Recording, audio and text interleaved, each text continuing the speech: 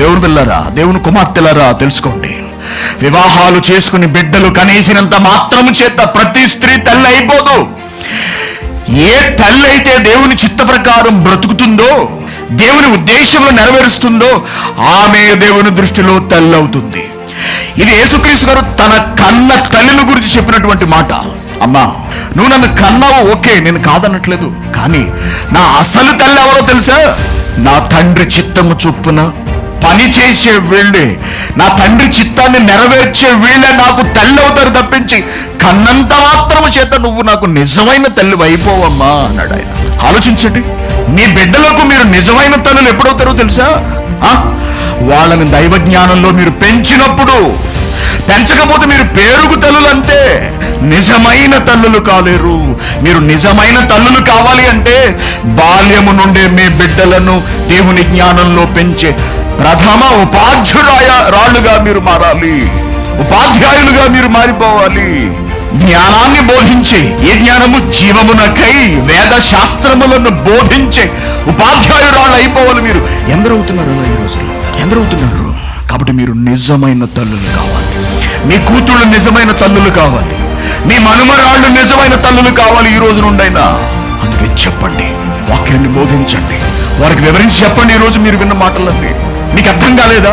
మీరు నేర్చుకున్నది మీకు సరిపోవట్లేదా? రండి, కల్తీ లేని స్వచ్ఛమైన నిర్మలమైన వాక్యాన్ని మీకు బోధించడానికి క్రైస్ట్ చర్చ్ కోవైడ్ ఈ దేశంలో ఎప్పుడూ సిద్ధంగా ఉంటుంది. చూసారా ఎటువంటి జ్ఞానం చెబుతున్నామో? ఇది మోసపూరితమైన జ్ఞానం కాదు, ఇది కపటముతో కూడినటువంటి బోధ కాదు, ఇది మత మార్పిడి కాదు. నేను మతాన్ని మారుస్తున్నాను, హైందవ సహోదరులు ఎవరు చెప్పండి ఇక్కడ, హైందవ సహోదరి మనులు. ఇది మత మార్పిడా? నిజాన్ని చెప్పడం మత మార్పిడా? సత్యాన్ని బోధించడం మత మార్పిడా? చెప్పండి. మత మార్పిడి చెయ్యం ఇక్కడ. మనస్సును దేవుని వైపు మార్చే ప్రయత్నం చేస్తాం. అది నీకే మేలు. అలా ఉన్నది ఉన్నట్టుగా చెప్పబడే ఏకైక సంఘము, బోధించే ఏకైక సంఘం ఈ కువైట్ లో క్రైస్ట్ చర్చ్ కువైట్. దేవుడు స్థాపించిన సంఘం, దేవుడు స్థాపించిన సంఘం క్రైస్ట్ చర్చ్ కువైట్. క్రీస్తు సంఘం ఇది. రాజకీయాలతో స్థాపించింది కాదు, కుట్రలతో తెచ్చుకున్న సంఘం కాదు ఇది.